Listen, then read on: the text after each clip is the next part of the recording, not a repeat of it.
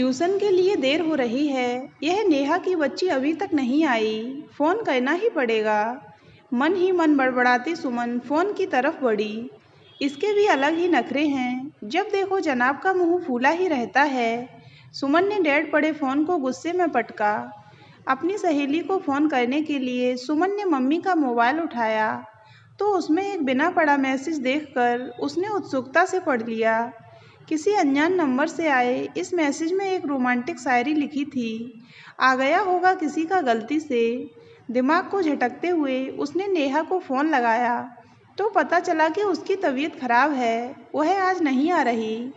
इस सारे घटनाक्रम में ट्यूशन जाने का टाइम निकल गया तो सुमन मन मारकर घर पर ही अपनी किताबें खोलकर बैठ गई। मगर मन बार बार उस अनजान नंबर से आए रोमांटिक मैसेज की तरफ जा रहा था। कहीं सचमुच ही तो कोई ऐसा व्यक्ति नहीं जो मम्मी को जानबूझकर इस तरह के संदेश भेज रहा है।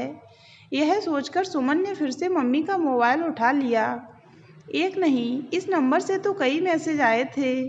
तभी बाथरूम का दरवाज़ा खुलने की आवाज़ आई तो सुमन ने घबराकर मम्मी का मोबाइल यथास्थान रख दिया और किताब खोलकर पढ़ने का ड्रामा करने लगी। जैसे ही मम्मी खाना बनाने के लिए रसोई में घुसी, सुमन ने तुरंत मोबाइल से वह अनजान नंबर अपनी कॉपी में नोट कर लिया। अगले दिन नेहा के मोबाइल पर वह नंबर डायल कर देखा तो किसी डॉक्टर राकेश का नंबर था। कौन है डॉक्टर राकेश? मम्मी से इसका क्या रिश्ता है? उसने अपने दिमाग के सारे घोड़े दौड़ा लिए मगर कोई सूत्र हाथ नहीं लगा। 15 वर्षीय सुमन की मम्मी सुधा एक सिंगल पेरेंट हैं। उसके पापा एक जांबाज और ईमानदार पुलिस अधिकारी थे। खनन और ड्रग माफिया दोनों उनके दुश्मन बने हुए थे। अवैध खनन रोकने के विरोध में एक दिन कुछ बदमाशों ने उनकी सरकारी जीप पर ट्रक चढ़ा दिया। जख्मी हालत में अस्पताल ले जाते समय उनकी रास्ते में ही मौत हो गई। सुधा ने स्नातक तक की पढ़ाई की थी, इसलिए उन्हें सरकारी नियमानुसार पुलिस विभाग में अनुकंपा के आधार पर लिपिक की नौकरी मिल गई। माँ बेटी की आर्थिक समस्या तो दूर हो गई, मगर सुधा के ऑफिस जाने के बाद सुमन जब स्कूल से घर लौटती तो माँ के ऑफिस से वापस आने तक अकेली रहती। उसे अकेलापन बहुत खलता। उसकी सुरक्षा की चिंता सुधा को ऑफिस में भी सताती रहती। कुछ समय तक तो सुमन की दादी उसके साथ रही थीं, फिर एक दिन वे भी इस दुनिया से चल दीं। माँ बेटी फिर से अकेली हो गईं। बहुत सोच विचार कर सुधा ने अपने घर की ऊपरी मंजिल पर बना कमरा डॉक्टर रानू को किराए पर दे दिया। उसकी ड्यूटी अक्सर नाइट में होती थी। रानू सुधा को दीदी कहती थी और बड़ी बहन सा मान भी देती थी। अब सुधा सुमन की तरफ से बेफिक्र होकर अपनी नौकरी कर रही थी। सुमन पढ़ाई में काफ़ी होशियार थी। उसके पापा उसे इंजीनियर बनाना चाहते थे। वह भी उनका सपना पूरा करना चाहती थी। इसलिए स्कूल के बाद शाम को अपनी सहेली नेहा के साथ प्री इंजीनियरिंग प्रतियोगी परीक्षा की ट्यूशन भी ले रही थी। अगले दिन सुबह सुबह ज्यों ही मम्मी के मोबाइल में SMS अलर्ट बजा, स्कूल जाती सुमन का ध्यान अनायास पहले मोबाइल पर और फिर मम्मी के चेहरे की तरफ चला गया। अपनी मम्मी को मुस्कुराते देख उसके चेहरे का रंग उड़ गया। वह ठिठक कर वहीं खड़ी रह गई। सुमन स्कूल की बस में सो जाएगी, मम्मी ने चेताया तो चेतना शून्य सी सुमन मेन गेट की तरफ बढ़ गई। मम्मी ने चेताया तो चेतना शून्य सी सुमन मेन गेट की तरफ बढ़ गई। शाम को सुधा के घर लौटते ही सुमन ने सबसे पहले उनका मोबाइल मांगा।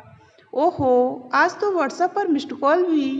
कोई मैसेज तो नहीं है व्हाट्सएप पर, डिलीट कर दिया होगा।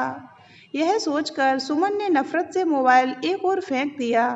सुधा ऑफिस से लौटते समय उसके मनपसंद समोसे लेकर आई थी। ओवन में गरम करके चाय के साथ लाई तो सुमन ने भूख नहीं है कहकर खाने से मना कर दिया।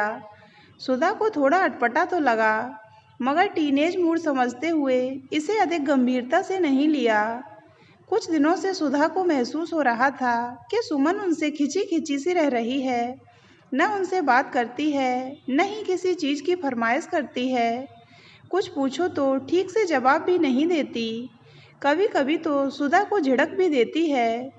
क्या हो गया है इस लड़की को?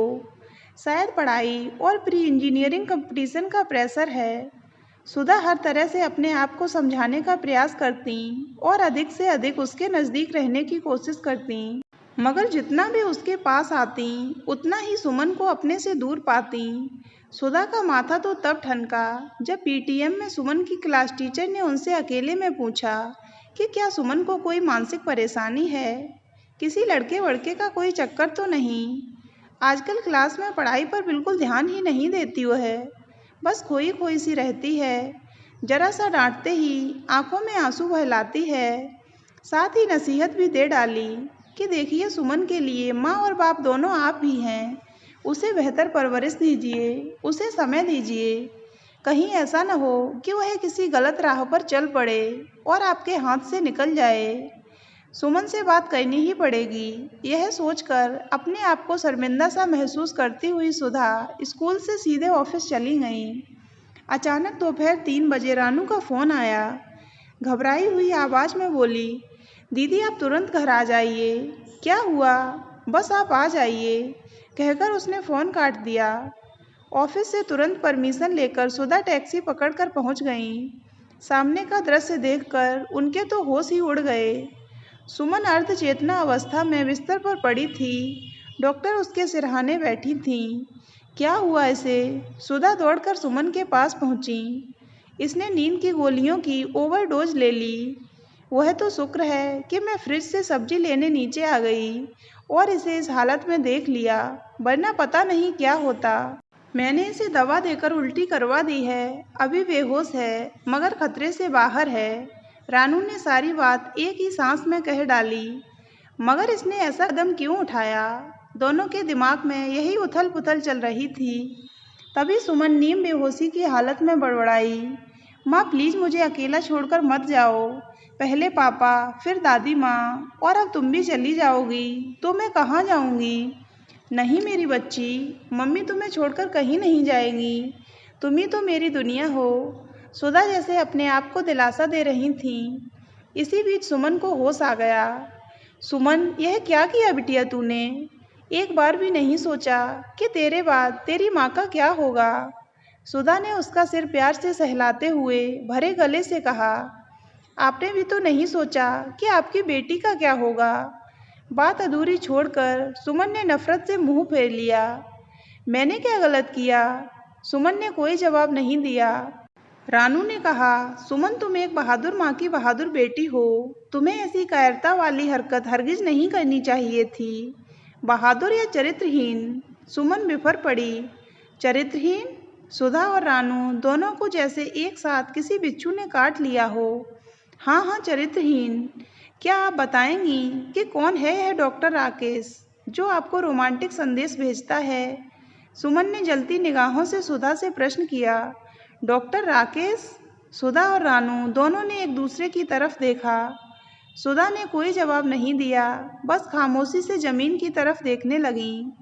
देखा कोई जवाब नहीं है ना इनके पास। सुमन ने फिर जहर उगला। दीदी आप नीचे जाइए, 3 कप कॉफ़ी बना कर लाइए, तब तक हम दोनों बेस्ट फ्रेंड्स बातें करते हैं, रानू ने संयत स्वर में कहा। रानू ने सुमन का हाथ अपने हाथ में लिया और कहने लगी, सुमन तुम बहुत बड़ी गलतफहमी का शिकार हो गई हो।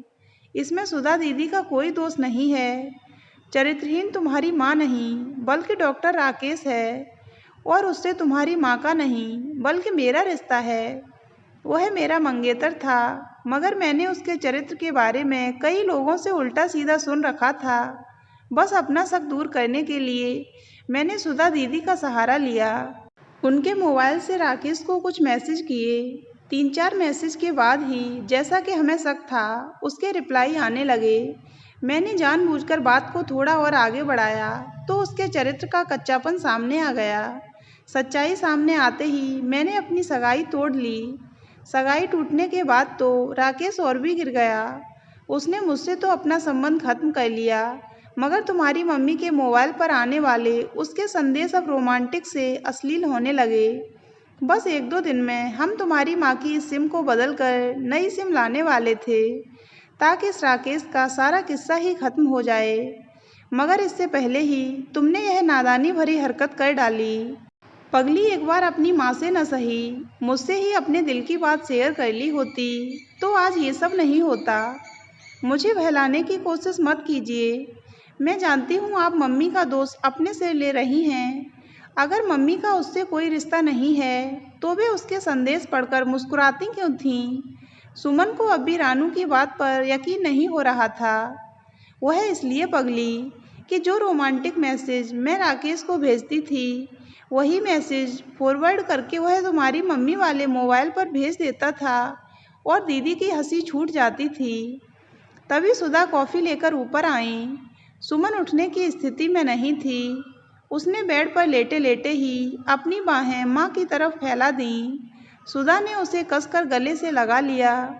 माँ बेटी के साथ साथ डॉक्टर रानू की भी आंखें भर आईं।